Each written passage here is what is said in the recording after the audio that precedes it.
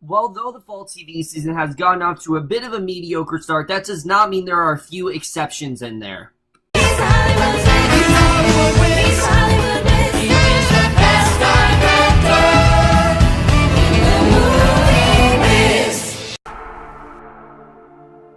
Hey guys, it's Kim for the series premiere of the new Fox show, The Gifted. And what this show is essentially about is we center on this typical suburban family known as the Struckers. And like I said, they're a typical suburban family and everything. That is until one day when, the two children of the Strucker family start to discover that they might actually have mutant abilities, which are actually forbidden in this world. And they join this underground community of mutants who basically have to try to fight to survive. And that's really all I'm going to say.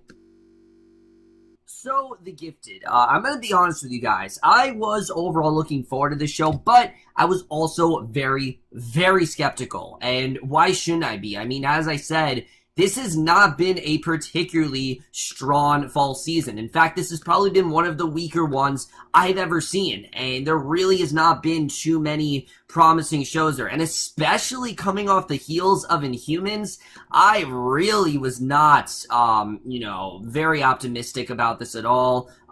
Just because, Inhumans were just such a lazy and just such a boring show and was just so disappointing in every way that I really didn't have much faith in The Gifted whatsoever. But I have to say that if this first episode is any sort of indication of what the show is going to be, this might end up being the most promising of the network fall shows I've seen, because I honestly loved this pilot. There really aren't too many problems I had with this one. I thought this was honestly particularly very strong. I really did love what we got here, and it appears we're going to have another awesome X-Men show on TV. We already have Legion, and while I don't know if this is going to match up to that necessarily, I do think this is going to be a really fantastic show. But let's just get into it, because I definitely do want to talk about this. And we start things off where we see the police are chasing Blink, who is a fugitive mutant who actually escaped from a holding facility, and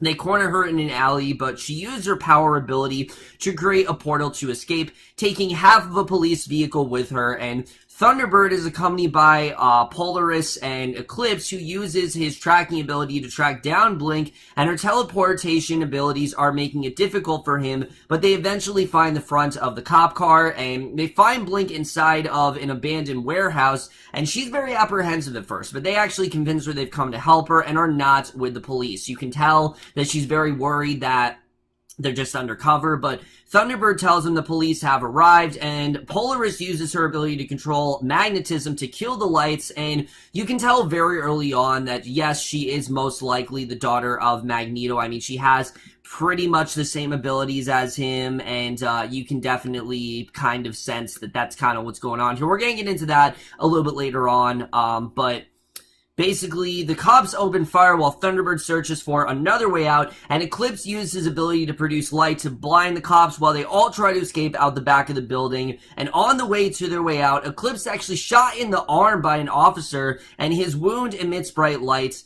Polaris goes into a rage and uses her power to assault the police, and they use a taser to incapacitate her and take her in while the other mutants escape. And right off the bat, this is easily one of my favorite openings to any fall show I've seen. They just got right into it. There wasn't really much for them to tell you here. There wasn't like a ton of exposition. And unlike Inhumans, you actually cared about what was going on here. It wasn't hard to understand what was happening. It's obvious that the X-Men are pretty much being hunted. They are fugitives at this point. They're doing what they can to survive, and I think this perfectly just threw us into the action, and really the show just kind of got better from here.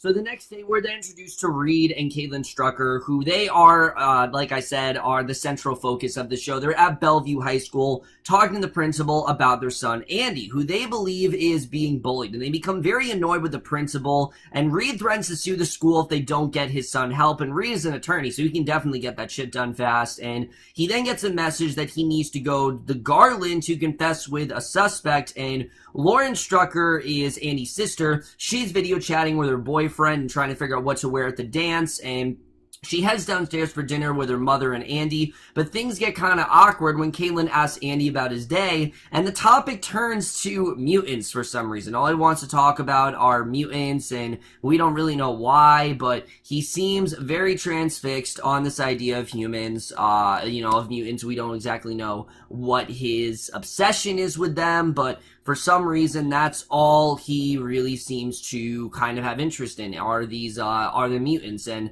I did think that was very interesting. Immediately you can tell, yeah, definitely there's some sort of connection between this family and the mutants for sure. So basically, after this, we see at the Garland Detention Center, Reed actually enters Polaris's plastic cell. He offers Polaris reduced charges in exchange for information on the mutant underground, and she refuses, and he opens the door to her cell and enters and tells her that he's actually trying to help her. So you can see that Reed, he's not a bad guy. He actually is representing the mutants. He's actually trying to help them, but they obviously don't want to cooperate because they don't trust any of these people, and you can totally understand that. The humans are clearly not on their side, so they're not gonna trust someone like Reed. Even though Reed is telling them, he's reassuring them that, look, I'm on your side here, they're just not going to trust him. So he opens the door to her cell, and she uses her powers to manipulate the metal screws in Reed's knee, making the point that if she wanted to kill anyone, they'd actually be dead. And that's just kind of how it's going to go. She hasn't killed anyone, so therefore she's not interested. So Reed gives her a document alerting her to a factor that she may not have been aware of, and this new information upsets Polaris, and she lashes out with her powers, and I'm just going to try to, infer that this was her kind of getting confirmation that Magneto was her father. I think that's what this document was all about. It connects her to Magneto. Obviously, I'm pretty sure they know about Magneto, and I think Polaris, she's going to kind of use this information to her advantage, and we're going to see how she really does deal with that throughout the show, because I'm sure she's going to, if she didn't find out now, she's definitely going to find out, throughout the course of the show. So Caitlin goes to the car to leave for the dance. She's surprised to find Andy actually waiting for her in the passenger seat, and he snuck out but convinces her to let him come along, and they go to the dance, and Lauren splits off from Andy to hang out with her boyfriend, and Andy tries to ask a girl to dance, but the girl walks away before he has the chance, and he then notices his bullies have actually arrived, and they start pushing him around. They're angry about the call that their parents got from the principal. They shove him into a locker. They hold him down and start spraying him with cold and then hot shower water. So, they're really just vicious here, and Andy then lashes out under the stress. He pulls everything around towards him, causing the walls of the school to crumble and lights to shatter. Pipes are bending, the ceiling starts falling. So yeah, definitely Andy is definitely not normal here. He is absolutely a mutant, and the kids at the dance run for the door, but Lauren runs back inside to look for Andy, using her immune gift to create force fields to shield herself from falling debris, and she finds him still screaming. She managed to calm him down enough for them to begin running for the exits, and again, I love that we just got right into it. There wasn't a ton of exposition here. There wasn't a ton they really need to set up. I thought this was overall really interesting, and I just really love the way this all played out here. So Thunderbird and Eclipse actually brought Blink to a mutant underground cell house in Atlanta, and Blink is filled in on what's happened. Thunderbird patches up Eclipse. They argue about whether they should go rescue Polaris until the news comes in about the incident at the high school, which quickly ends a conversation because they knew that these are two people who, are not part of their group, and they need to do what they can to recruit them. We can tell that they stick together, and at home, Andy tries to explain what happened to Caitlin. And in the course of the conversation, Lauren also reveals that she's a mutant and that her powers actually first manifested 3 years ago. She was afraid to tell her parents because of what Reed does for a living. And I thought this was an incredible reveal that not only is she immune, but she's known for 3 years. I thought that was honestly really well done. I really liked that setup here, and the reasoning behind them being mutants I thought actually made a lot of sense. Apparently, there was this car crash that they should not have survived, but Lauren kind of knew that, yeah, they were mutants. There's a reason why they shouldn't have survived it. Well, that's because of their powers, and I thought that reasoning was especially strong here, and it really gave us this connection to the characters that I just thought was, again, just really well presented, and you could really understand where they were coming from. So Sentinel Services, led by Agent Jace Turner, comes to Strucker's front door. They're looking for Andy and Lauren, and Caitlin tries to block them, but they knock her over and enter the house, and Andy then intimidates them with his powers, allowing them to escape in their car. And normally I'd complain about how fast they're moving here, but there really wasn't much of a choice. I mean, given how the world is, there isn't enough time for Caitlin to really process this information, because they have to get out of there as soon as possible, or else the government's going to come after them. So basically, Caitlin calls Reed from a payphone, tries to explain what happened. It takes him a minute to realize that they actually weren't attacked by mutants at school, but they are the mutants from school. And Reed's realization of that I thought was very well handled, because you can tell that Reed, yes, he's dealt with cases before, but it's a very different situation now that his children are actually the ones that are the mutants. It gives him this more emotional connection that he didn't really have before. And he reunites with them in the diner on the outskirts of Atlanta, and he tries to assess the situation from a legal perspective. It's only then that Caitlin mentions there was actually Sentinel Services and not the police who came for the kids, and he says Sentinel Services is actually a federal agency, and he becomes more concerned and tells the family they have to go on the run and try to get out of the country as soon as possible. And he remembers that the last time Sentinel Services got involved in one of his cases, the subject disappeared. So this is definitely not good for them at all. This could end up really terribly, and Turner then goes to Reed's office to scour it for information. Reed's colleague Carla notices this, and as she walks outside, she gets a call from Reed asking for the files on the underground mutant network, and she's worried but agrees to help him because it actually involves his children. Again, unaware that they actually do possess these mutant abilities. But the other Struckers are hiding out in a motel. Andy and Lauren then walk outside and discuss their shared mutant status, and their connection in this episode was one of my favorite parts here. I really did love their bond. Yes, they're brother and sister, but they really do have this great bond here. Lauren has actually learned to control her powers a bit. She shows him by manipulating a bag of chips inside a vending machine, and Andy tries to do something similar, but he actually ends up crushing the machine, and that scene was awesome. I love the way that scene was done. I'm looking forward to seeing stuff like that throughout the show. Just seeing them just kind of use their powers on everyday things. I think it's just a lot of fun to watch, and I definitely really like seeing that here. We saw that scene in the trailer, but I thought it was especially strong here. Again, it just really connects these two together very well, and I very much enjoyed that. I just thought it was a very strong scene, and their, like I said, relationship I think is definitely going to be one of the strongest parts of the show by far. So back in the underground hideout, Blink approaches Eclipse to thank him for saving her. She asks for more information on the organization, and he says that it's a national network that would cells in big cities, and that was actually first founded just after the mutants laws went into effect, which was just before the X-Men actually disappeared. So the particular cell was founded by Polaris and set up in this abandoned bank that was abandoned since Oakwood. So Eclipse is actually eager to rescue Polaris, and he asks if Blink's powers could get them into the holding facility where Polaris is kept. But she tells and then shows him that if she tries to go somewhere she can't see or hasn't been, the result can actually be bad. So, for every advantage, there is definitely a downside to her powers. And Eclipse's phone then rings. He's surprised to find Reed Strucker on the other end, and Reed offers Eclipse information on Polaris and the DA's case against the Underground in exchange for help with his family, and that's all he really needs. Reed tells Eclipse that Polaris is actually pregnant, we find out. Yeah,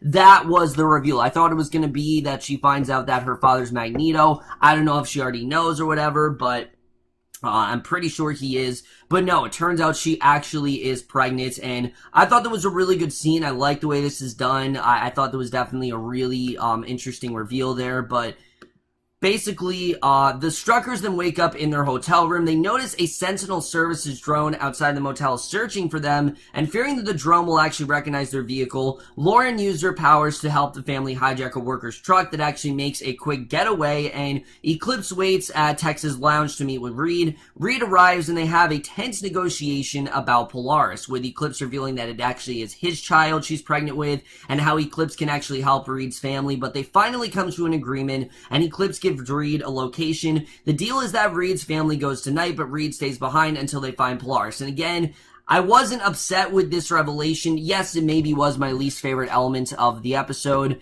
but I still thought it was well done, mainly because this was the way that Reed would actually get his family to stay there, and, you know, that's how this is all going to go down. So at the mutant hideout, Blink tells Thunderbird that Eclipse snuck off to help a family. Thunderbird tells Blink to come along so they can actually find him, and the Struckers that meet with Eclipse is telling them about how they'll get the family past the southern wall and hooked up with new identities when Sentinel services arrive. Reed tries to negotiate, but Turner isn't really hearing it, and Thunderbird and Blink arrive, they all flee. Turner gives the order to deploy robotic weapons to pursue their targets, and basically, one of them attaches itself to Thunderbird's leg. Eclipse uses his powers to shoot up, and it repairs itself enough to keep pursuing. The chase then continues. The mutants actually find themselves cornered by the robots. Eclipse then shoots some of them. Lauren puts up a force field, but she can't hold it forever. Thunderbird tells Blink that she has to open a portal for them to escape. She does. The group begins diving through one by one. Andy uses power to tear all the Sentinel robots apart.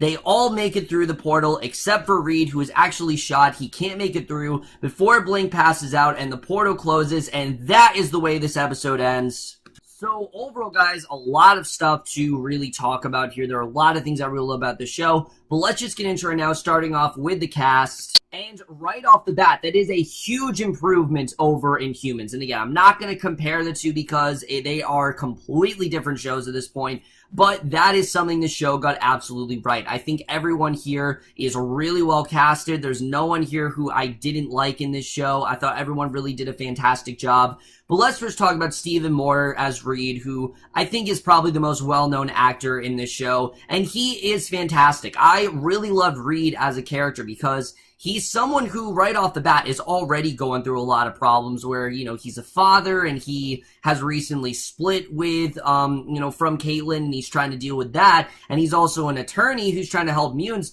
But now, not only does he have to deal with all that, but now his kids also happen to be those you know, mutants. And that takes a whole new sort of approach than he did before. And that's something I really did love about his character. I think his character is going to go through a lot. I think he's really going to sympathize with the mutants more than ever. It's clear that the mutants didn't really trust him, but now they kind of have to because these are his kids. And, you know, he's not going to turn against his kids at any point. I really thought Steve Moyer did a really great job here. You can tell he's trying to be very understanding. He's trying to maintain this, you know, legal position, but there's only so far that he can go with that, and I'm definitely looking forward to seeing where he does go throughout the show because he was fantastic here.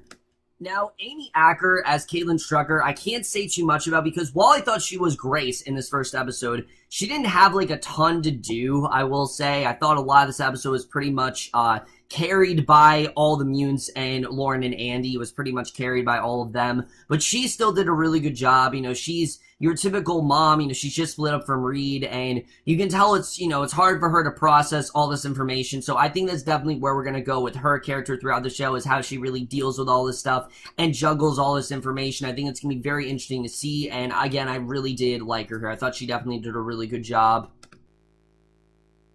However, easily I think the standout for me is Natalie, Alyn, Lind, and Percy Hynes White. I thought both of these actors were so well casted as Lauren and Andy. They both did a fantastic job. And sure, they're not the most complex characters in the world, but you really do feel for them. These are kids who are in a world that they don't really understand. They've had these powers for a while now, and they're just kids. That's really all they are. But they have these incredible abilities, and the way they're using that to their advantage, and, you know, it's kind of helping them out, I really do love seeing. I think they both did an incredible job here. I really did love their chemistry throughout the show, and again, their reasoning for why they actually knew they had these mutant abilities, I thought made a lot of sense. It's clear that Andy knows a little more than Lauren does, but Lauren as well, you know, she's known about her powers for a while now, so she's kind of learned to harness them, while Andy is just now starting to learn about them, and I'm definitely looking forward to seeing how they play to each other's strengths. You know, maybe Lauren's going to get Andy to amplify his abilities, but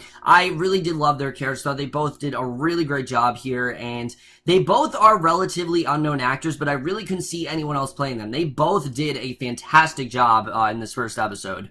And then everyone else here I thought also was really great. Jamie Chung, especially as Blink, I thought was really great here. You know, she's very sarcastic at points, but she's also very lively. But I also really liked her teleportation powers. I thought she definitely was really interesting. Sean Teale as Eclipse I thought was also really good. But Emma Dumont as well, like I said, as Polaris, is the character I'm most interested in because yes, we know she's pregnant, but I think it's pretty clear from her abilities that she is definitely related to Magneto in some way. I think definitely she is a daughter of Magneto. I think it makes the most sense. We have a character in Legion who is the son of Professor X, and I think here she is in fact the daughter of Magneto. I think it just makes the most sense, due to her abilities and things like that. And I'm looking forward to seeing if she knows about that reveal. All of these characters I'm really drawn to. I'm really interested in seeing how the rest of these characters really are. We don't know a ton about them, but what we got here I still thought was really compelling. I really loved how these characters really did work together, and this is easily the best ensemble I've seen from any network show so far. I think everyone really did a fantastic job here, especially compared to the Inhumans cast. This is definitely a very well casted show for sure, and that's definitely something that I think does in fact heighten how great the show really is.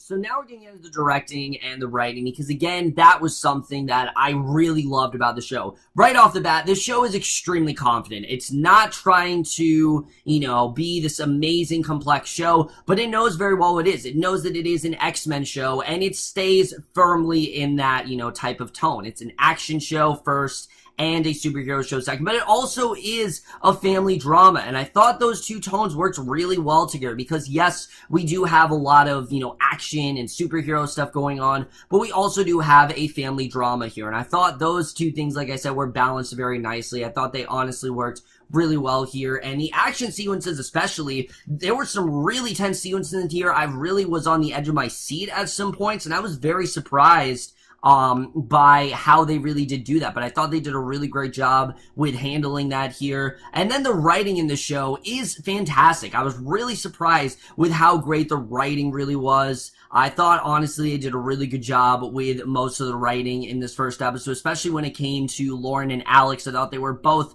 very well done characters. And, again, they're not the most complex characters in the world, but I thought they both were very interesting. I thought they both gave them a lot to do in this first episode, and I like that they were basically the main focus here. Yes, Reed and Caitlin are dealing with the fact that their children have these abilities, but Lauren and Alex remain the main focus, and I'm glad to see that they did do that here. And then the other characters as well, like I said, I thought they were all very interesting, and the different directions the show went. The show is already moving at a very rapid pace, but I think it's right. I think it needs to move, at that pace because of just the premise of the show. I mean, like I said, this is a world in which the X-Men are, outlaws, and if the government gets to them, then they're basically just going to they're going to disappear. They're going to, I guess, experiment on them. I mean, there's all kinds of things they can do here, and I thought they explored that actually very well here. I thought the topics of, all that stuff I thought was definitely really well handled, and I do like that this show,